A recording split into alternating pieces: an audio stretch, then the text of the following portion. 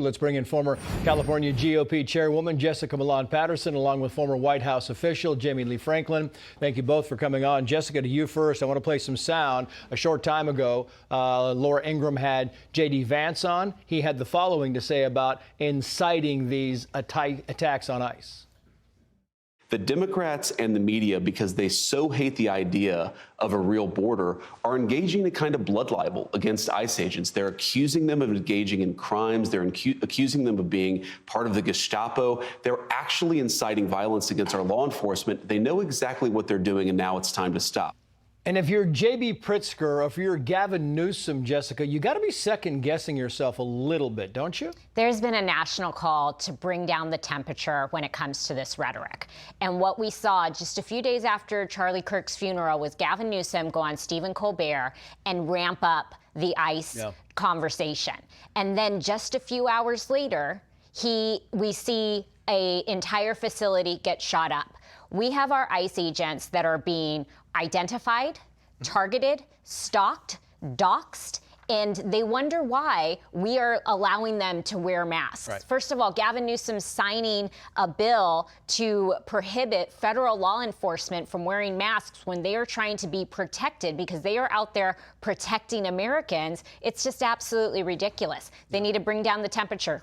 And if they didn't have sanctuary cities, Jamie, I mean, if they didn't have the sanctuary laws protecting them, it wouldn't be nearly as dangerous for ICE agents because they would have local law enforcement helping them. Here are Democrats, Jessica's not kidding, Democrats ginning up the rhetoric. Watch this.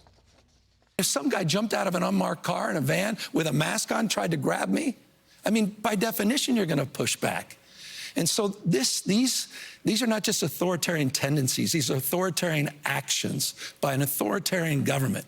When I see ICE, I see slave patrols. They're in unmarked vans, wearing masks, being shipped off to foreign torture dungeons. No chance to mount a defense.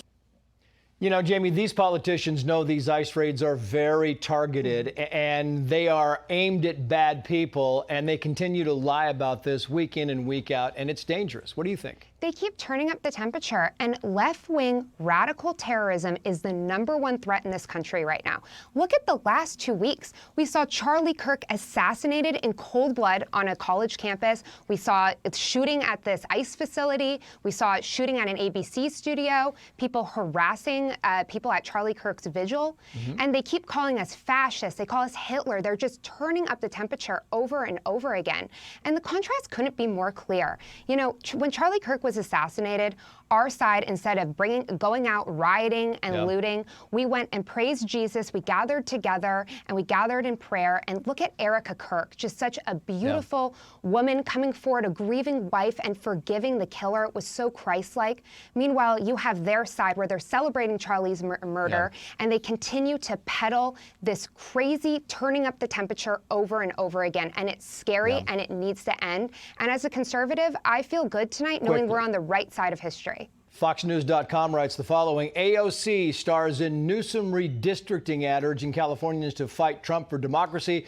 Alexandria Ocasio-Cortez, New York Democrat, once again sparking campaign buzz for participating in an advertisement advocating California redistricting. California should be offended that Newsom is reaching out to this far-left radical politician to help him with redistricting. Well, it fits right with his persona as well. He is a radical, and that is what we are up against here in California. With George Soros's money and people like Nancy Pelosi, Alex Padilla, Gavin Newsom, and AOC, they are the advocates for this. Meanwhile, we see common sense here. Californians voted a long time ago about where they wanted the power to draw lines. Right. They wanted it with the people, not with politicians and backroom deals. Your viewers can go to stop50.org, and they can help out with that fight. Meantime, Donald Trump says this about the potential government shutdown. Watch.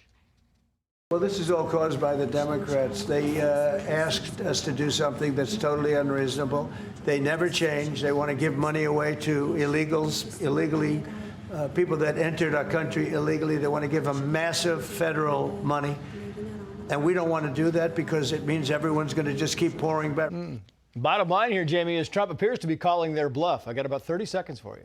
I mean, President Trump's been working day and night for the last 8 months to make America great again, and he's gotten a lot accomplished, but with no help from Democrats. They've done everything they can to derail his agenda, and frankly, it just feels like President Trump will come out in favor of something and they have to immediately be against it, and people want bipartisan support right now. It's what the American people deserve. We're sick of all the politics. We need to come together as a country. Legislators need to come together and start working. It's what the American people deserve right now.